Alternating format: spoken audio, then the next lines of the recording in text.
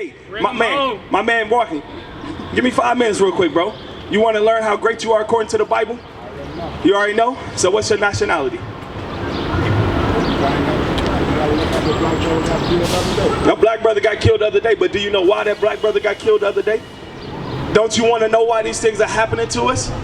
Give me Deuteronomy 28:15. Let's find out why these things are happening to us. We're going to come straight out the scriptures that show the so-called blacks, Hispanics, and Native Americans. Why do we keep getting shot down in the streets? All right, why is there so much black on black crime? It's, nothing ain't being done about it, right? Even the black men, we not doing nothing about it. When the cops shoot us down, we quick to protest against when a white man shoot down a black man. But when a black man shoot down another black man, the hood is silent. Ain't nobody doing nothing. All right, so we're gonna find out why these things are happening to us though. Read. This is the book of Deuteronomy, chapter 28 and verse 15. Read. But it shall come to pass, if thou wilt not hearken unto the voice of the Lord thy God, to observe to do all his commandments. So Moses told the children of Israel that if you will not hearken to do all his commandments, meaning thou shalt not kill, thou shalt not commit adultery, thou shalt not follow a multitude to do evil, all right? Thou shalt not covet. If you will not do these things, what's going to happen?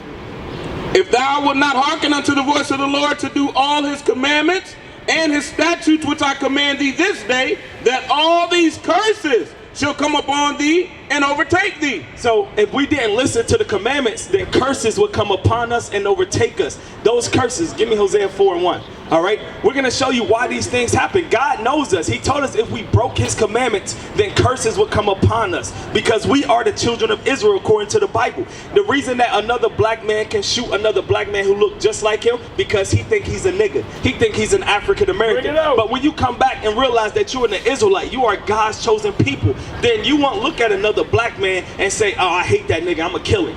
Right. No matter, even if he stepped on your shoes. Nor would another black man sell drugs to another man's family, because why? He see Christ in him, he see God in him.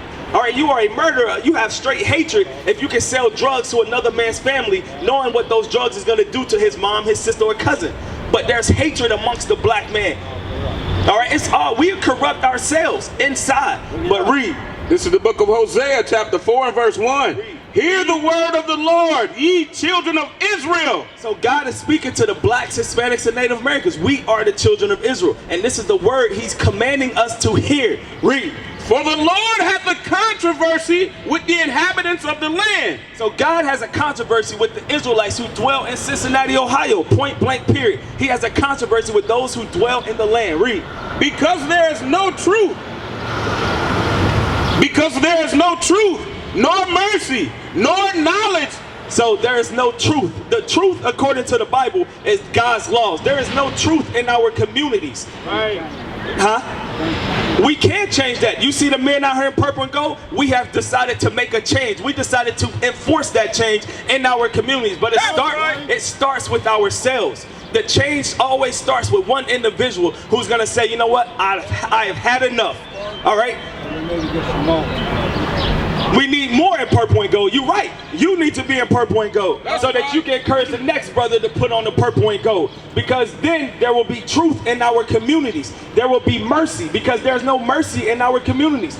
But again, as I pointed earlier, a black man can step on another black man's shoes and that black man ready to kill him. Instead of saying, it's all good, bro, they just shoes. That's it. All they are material things. But that's how low we have been brought down, where we put power over shoes, over the life of someone else. That's an embarrassment. That's an astonishment. Like, wow, they value shoes more than their own brother's life? Right. Come on now. Yes, you can just walk it off, wipe it off, all those things, but there's no mercy in our communities. Right. Read. Hear the word of the Lord, ye children of Israel. For the Lord hath a controversy with the inhabitants of the land, because there is no truth, nor mercy, nor knowledge of God in the land. So there is no knowledge of God. So according to the scriptures, what color is God according to the scriptures? You don't know, do you? So that's what I asked you earlier. Do you know your nationality? I don't know. But let's show him the color of the Messiah. All right, Revelations 1:14. Because this is going to change our communities. When you have this imagery about your brother, so when I look at you, because I know that Christ is a black man, I know that God, the one creator, is a black man. So when I look at you, what's your name? John, when I look at you, John, I don't see a nigga. I don't see an African American. I see greatness. I see royalty. I see a God on this earth. That's right. All right, read. This is the book of Revelation, chapter 1 and verse 14. His head and his hairs were white like wool. So this is describing the Messiah, all right? It says his hairs and on his head were white like wool. What people on earth have woolly texture hair? Nobody but black men got that, right? Well, they say, look, the words that you use tell me that you have been in obedience to your oppressor. Nappy. Oh, that's what the white man used to describe our hair. Nappy. So why should we use that same language to describe our hair? Nappy. Our hair is not nappy. Our hair is pure. Our hair is perfect. All right? Why? Because the one creator has wool hair. All right? The hair, all right? The hair that is degenerate is the blonde hair. All right? The white man's hair, the white woman's hair. But us, we have perfect hair. All right? We're going to read. This is the Messiah. Read. His head and his hairs were white like wool, as white as snow. And his eyes were as a flame of fire, and his feet like unto fine brass. So his feet, his skin, are your feet the same color as your arms? They are? And it said it's like unto fine brass. What color is fine brass? It's kind of goldish, right?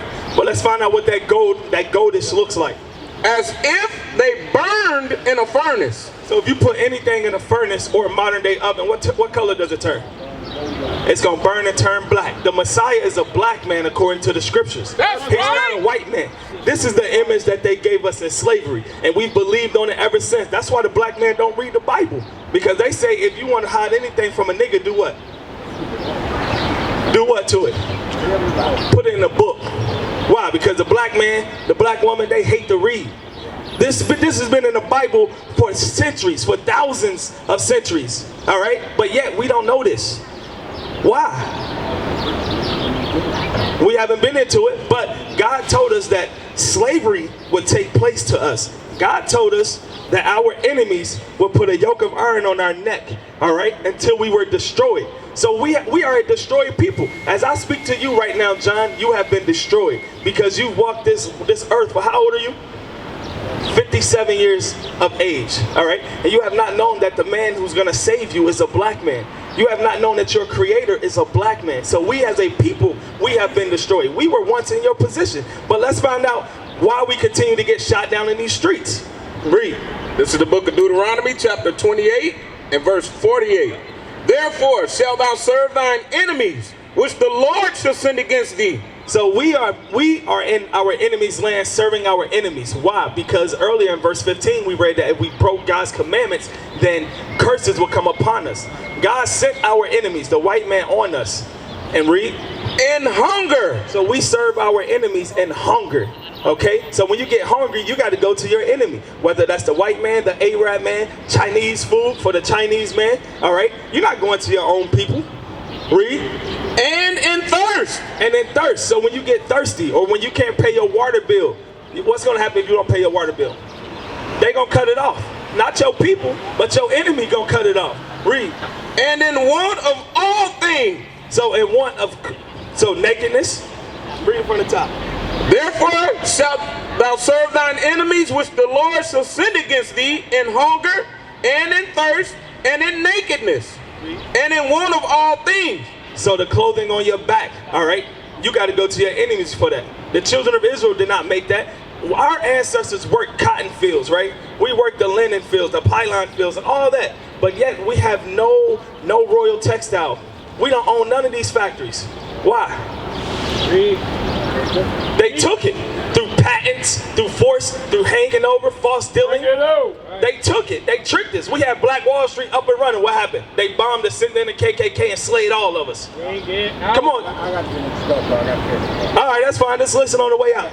And he shall put a yoke of iron upon thy neck. What shall our enemy do that we're serving for the want of all things? He shall put a yoke of iron upon thy neck until he have destroyed thee. So our enemies put a yoke of iron on our neck until we were destroyed. So it is safe for us out here today to say that you blacks, Hispanics, and Native Americans are a destroyed people, all right, because you do not keep the commandments of God. Because you have walked contrary to this Bible for far too long, you have been destroyed as a people. Now they will see the true men of God. We are not black men, we are the Israelites.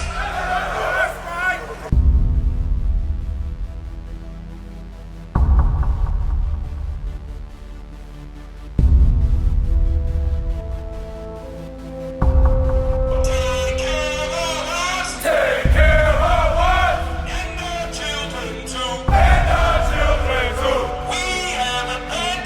We have repented. How about you? People want to know who's the king. Oh, nation of Israel, it's time to return to the Father. Oh, nation of Israel, it's time to return to the Father. Now why they trying to make it so hard to serve God? And why when I say that I'm a Jew, it sound odd? For years I've been walking around saying that I'm a black man. I ain't saying that no more, it sound wrong, man. This is Bishop Nathaniel of Israel United in Christ. Please subscribe to our YouTube channels. Stay up to date with our latest events, music, and classroom lessons.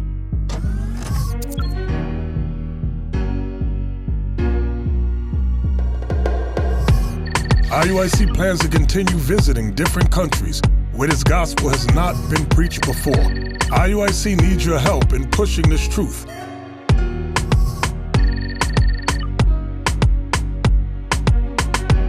So join us. Subscribe to our Instagram, Facebook, Twitter, and podcasts, and stay up to date with us.